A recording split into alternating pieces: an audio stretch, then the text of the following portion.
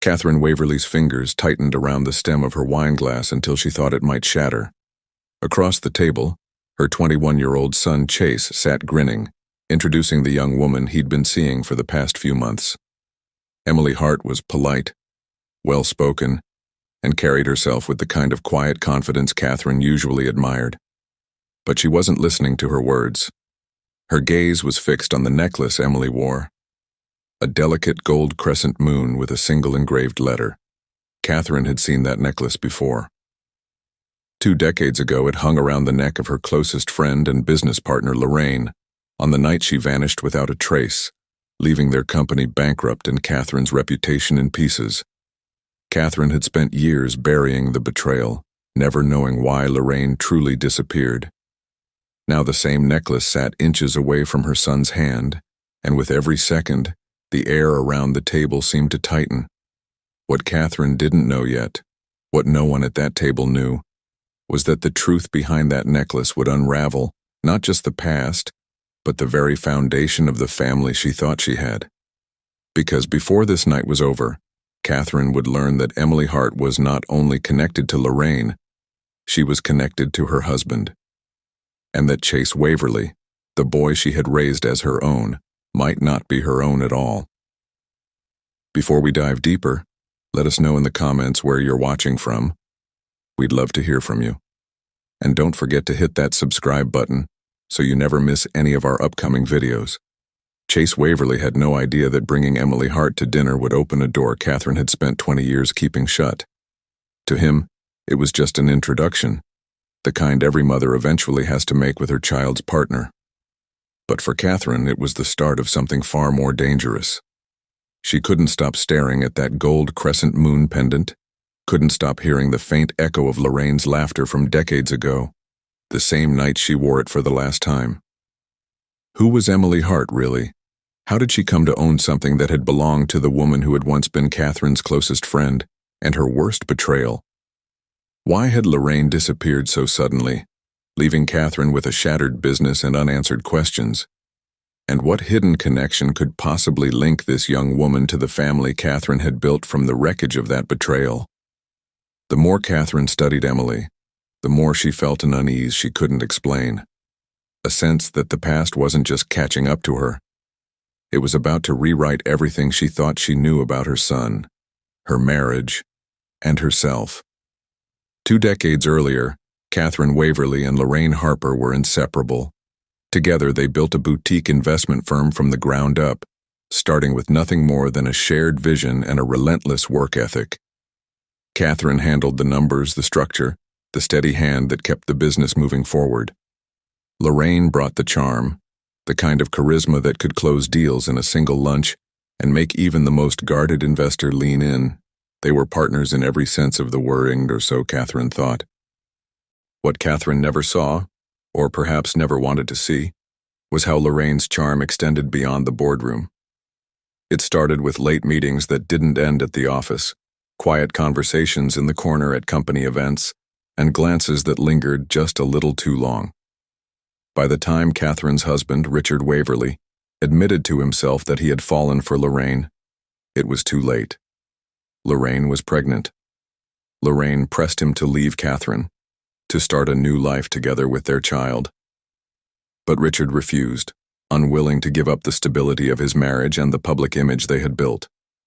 The affair ended abruptly, leaving Lorraine with a child on the way and a growing bitterness that would not fade. In the months that followed, Lorraine took her revenge in the only way she could. She gutted their business from the inside, moving assets, breaking contracts, and leaving the firm in bankruptcy. Then, with her newborn daughter in her arms, she vanished. No forwarding address, no phone number, no explanation. Catherine never knew the full truth, only that her best friend had destroyed everything they'd built and disappeared into the wind. She rebuilt her life with Richard and their infant son, Chase, never suspecting that the man she slept beside every night had kept far more from her than she realized. And now, 21 years later, a young woman named Emily Hart, Lorraine's daughter, was sitting at her dinner table, smiling politely at her and wearing the very necklace Catherine had last seen on Lorraine the night she vanished. The conversation at the dinner table flowed in fits and starts, a question from Catherine, a story from Chase, a polite answer from Emily Hart. Catherine kept her expression neutral, but her mind was working in quiet, deliberate loops. Every time Emily lifted her hand, the gold crescent moon pendant caught the light, pulling Catherine's eyes back to it like a magnet. At one point, Catherine asked the question almost without thinking. "Hart? That's your family name?" Emily nodded. "It's my mother's name. She raised me on her own." "Not Harper. Hart." Catherine felt a flicker of relief, and then, almost immediately, suspicion. Lorraine's maiden name had been Harper. Hart was different, a choice. Emily went on, explaining that she'd grown up in different cities, that her mother had worked in real estate for a while, that she'd never really known her father. Her voice was calm, matter of fact, but Catherine noticed the way she touched the pendant when she spoke about him. Not nervously, but as if it were a habit she'd carried since childhood. Chase, oblivious to the undercurrent, laughed and added, "We met in Charleston, of all places. I was visiting a friend and she walked right up to me outside a bookstore." Charleston. Catherine's grip tightened on her fork. That was the last place she'd heard Lorraine's name mentioned before she disappeared. From that moment on, Catherine barely heard the rest of the conversation. She was somewhere else entirely, in the boardroom where she and Lorraine had once signed their first big deal, in the restaurant where Lorraine had worn that necklace for the first time, in the hollow quiet of the office the day she'd found Lorraine's desk cleared out. When the plates were finally cleared, Catherine excused herself. She walked down the hall to her bedroom, opened the bottom drawer of her dresser, and pulled out an antique jewelry box she had not touched in years. Inside, lying in blue velvet, was a necklace identical to the one Emily Hart was wearing. Same gold chain, same crescent moon, same engraved letter. Catherine closed the lid slowly, her mind already shifting from polite hostess to investigator. That night, long after Chase and Emily had left, Catherine Waverly sat alone at her kitchen table, the matching crescent moon necklace resting in front of her like a piece of evidence. She stared at it for a long time, as if it might give her answers just by existing. The name Hart echoed in her mind. Lorraine Harper's child should have carried her surname, unless there had been a reason to change it. By morning, Catherine's resolve was set. She began with the simplest step, searching public records. Emily Hart had been born in Savannah, Georgia. Mother, Lorraine Harper. Father, listed as unknown. No record of marriage. But the deeper Catherine dug, the more the trail twisted. Emily's school history was scattered. 3 elementary schools, 2 high schools, each in different states. Rental records under Lorraine's name showed a pattern of short stays, almost as if they had never stayed in one place long enough to put down roots. Still, Catherine needed more than paper. She reached out to former colleagues, old acquaintances from the days before the collapse. Many were reluctant to talk. Some acted as if they barely remembered Lorraine at all. But one name stood out. Paul Gerard, a retired banker who had worked closely with both women. When Catherine called, his voice was wary. "Lorraine left a mess, Catherine. I'm surprised you'd want to dig it up after all this time." Paul confirmed what Catherine already knew about the bankruptcy, but then, after a pause, added something she didn't. She left in a hurry because of personal complications. I don't know the full story, but she wasn't just leaving a business, she was leaving someone. The more Catherine heard, the more her mind turned to Richard, her late husband. She began pulling old financial files from the back of her home office. In a folder dated nearly 22 years ago, she found payment receipts, not company disbursements, but personal transfers from Richard's account to Lorraine's. The amounts were large and regular.